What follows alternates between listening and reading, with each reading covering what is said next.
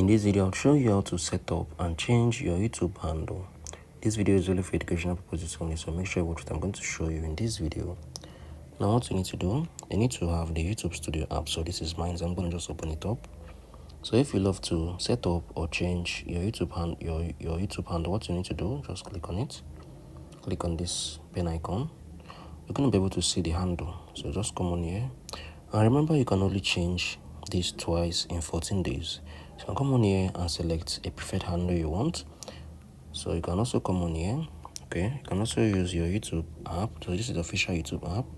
So I want to really thank them for allowing us to make educational type of content here on the platform.